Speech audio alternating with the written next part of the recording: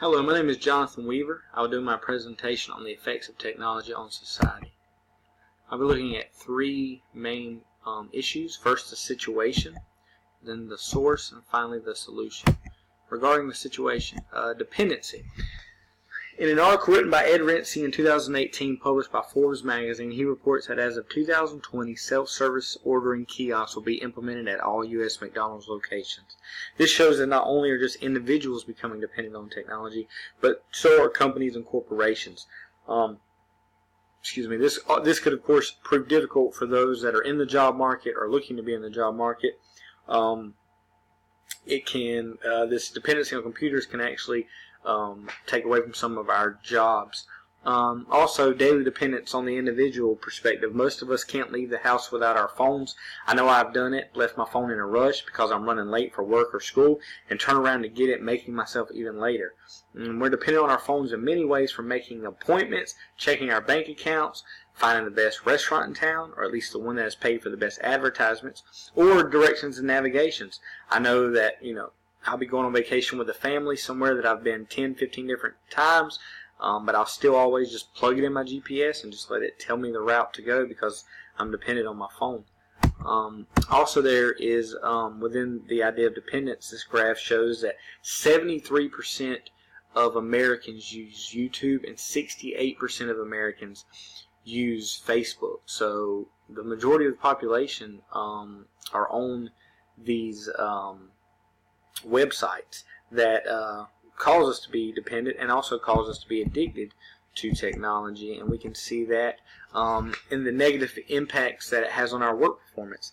In an article published last year in the MIT Technology Review written by Jamie Conliffe, he reports that the amount of time the average American spends online is almost 24 hours a week.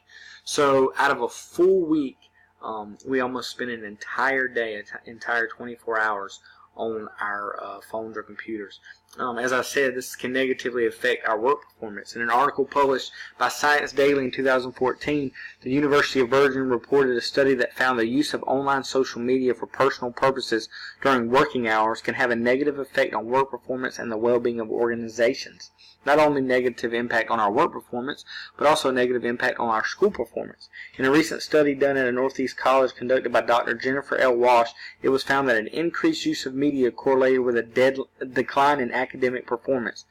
Investigators determined that use of media, from texting and chatting on cell phones to posting status updates on Facebook, may lower grades for freshman female students. Of course, I'm sure it lowers grades for male students as well. This study was just only surveyed women. It may have been a women-only college because it doesn't give us the name of the college. It just says a Northeast college. And then it can also have a negative impact on our safety, this addiction to technology. In an article by Sarah Witten in 2016 published in the SNBC Business News and Finance Report, she states that Germany has put ground-level traffic lights at intersections so pedestrians whose eyes are glued to their cell phone will not have to look up to know when the walk sign is displayed instructing them that they can now safely cross the street.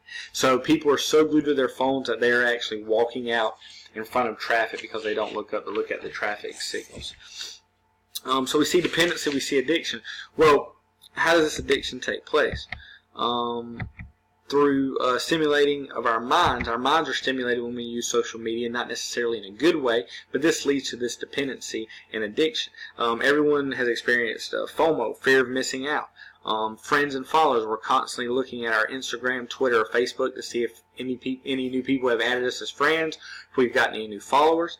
Tristan Harris compares this stimulation in his essay, How Technology is Hijacking the American Mind. He compares the stimulation one gets from constantly refreshing their news feeds or checking their phones to gamblers using slot machines.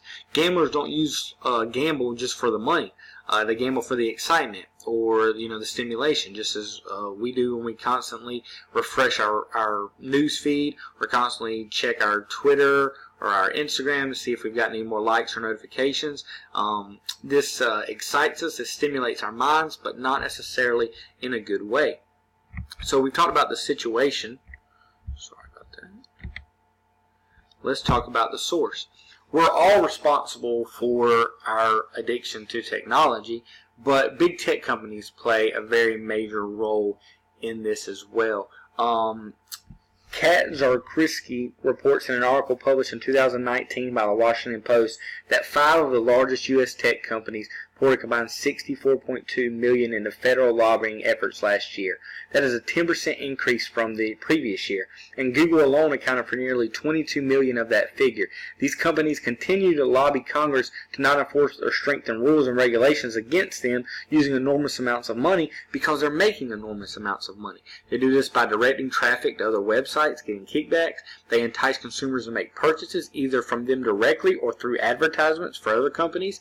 And then autoplay is another way in which companies use unethical practices to keep consumers longer.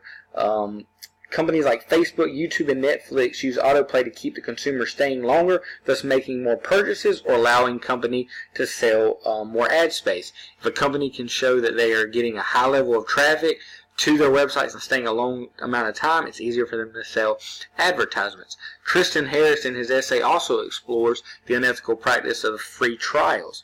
Free trials in and of themselves aren't unethical, but the way these companies practice them are. He states businesses naturally want to make the choices they want you to make easier and the choices they don't want you to make harder.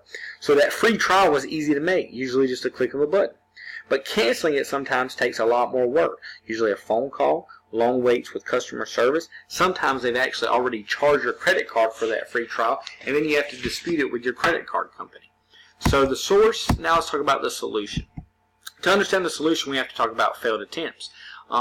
Some work environments, or mostly schools, have implemented uploading their work assignments through social media to try to get kids' attention because they're already glued to their phone. So hey, let's use that to give them assignments. What this does, though, a lot of times is when the student goes to his Facebook to check for his new assignment, he gets distracted by a notification or a Facebook video, and he ends up mindlessly scrolling Facebook for 2 hours.